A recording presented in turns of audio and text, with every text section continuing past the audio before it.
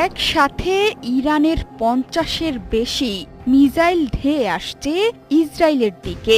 Israeli বাহিনীও ছুড়ে দিচ্ছে নিজেদের অহংকারের আয়রন ডোম থার্ড, কিন্তু এগুলো ইরানি মিসাইল আটকাতে অনেকটাই ব্যর্থ হচ্ছে। এর কারণ অনুসন্ধানেই নেমেছেন প্রতিরক্ষা বিশেষজ্ঞরা, আর এখানেই উঠে এসেছে ইরানের দারুণ এক কৌশলের কথা। একটি একটি করে নয়, বরং একসাথে বহু মিসাইল ছুড়েছে ইরান। একসাথে এত মিসাইলে বিভ্রান্ত হয়ে পড়ে ইসরায়েলের এসব অ্যান্টি মিসাইল সিস্টেমের রাডার। সব মিসাইলকে একসাথে আটকাতে ব্যর্থ হচ্ছে ইসরায়েলিরা। বিশেষজ্ঞরা বলছেন, আয়রন ডোম মূলত এত বড় হামলার ভার বহন করতে পারছে না। এটি সাধারণত স্বল্প পাল্লার রকেট এবং ক্ষেপণাস্ত্রের জন্য তৈরি হয়েছে, কিন্তু ইরান থেকে এসব কিছুই আসছে না।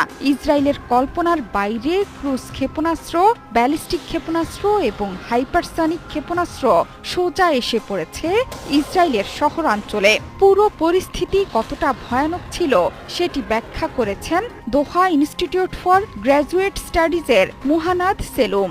তার মতে, ইসরায়েলের অন্যান্য প্রতিরক্ষা ব্যবস্থাও আছে। এর মধ্যে আছে অ্যারো 1, অ্যারো 3, যা আকাশে ১০০ কিলোমিটার পর্যন্ত প্রতিহত করতে পারে।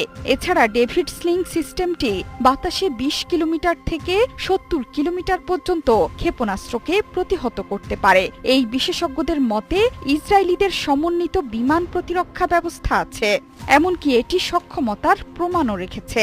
কিন্তু এটি পরাজিত করাও সম্ভব, যেটি গত ৪৮ ঘণ্টা ধরে ইরানের কার্যক্রমে প্রমাণিত হয়েছে। অথচ ইসরায়েলের সর্বাধুনিক আকাশ প্রতিরক্ষা ব্যবস্থার নাম আয়রন ডোম। মূলত এটি এমন এক ধরনের ক্ষেপণাস্ত্র ব্যবস্থা যা লক্ষ্যবস্তুতে আঘাত হানার আগেই শত্রুর ক্ষেপণাস্ত্রকে আকাশেই ধ্বংস করতে সক্ষম। বড় ক্ষেপণাস্ত্র তো বটেই, ক্ষুদ্র রকেটও ধ্বংস করে দেয় ইসরায়েলের আয়রন ডোম। ইসরায়েলিদের কাছে তাদের এই আয়রন ডোম জাতীয় নিরাপত্তা আর গৌরবের প্রতীক, কিন্তু ইসরায়েলের সেই গর্বকে এবার চূর্ণ করে দিল ইরান। ইরানের হামলার পর প্রকাশিত বিভিন্ন ভিডিওতে দেখা গেছে তেল আবিবের একেবারে কেন্দ্রস্থলে আঘাত হানে ইরানের ক্ষেপণাস্ত্র, যেখানে ইসরায়েলি প্রতিরক্ষা বাহিনীর সদর দপ্তর সহ বেশ কয়েকটি সামরিক স্থাপনা অবস্থিত। এসব ভিডিওতে দেখা গেছে ইরানি ক্ষেপণাস্ত্রকে বাধা দেওয়ার আপ্রাণ চেষ্টা করেও ব্যর্থ হয়েছে আয়রন ডোম। ক্ষেপণাস্ত্র চোখের পলকে প্রতিরক্ষা সদর দপ্তরে আঘাত হেনেছে, এমন ছবিও দেখা গেছে।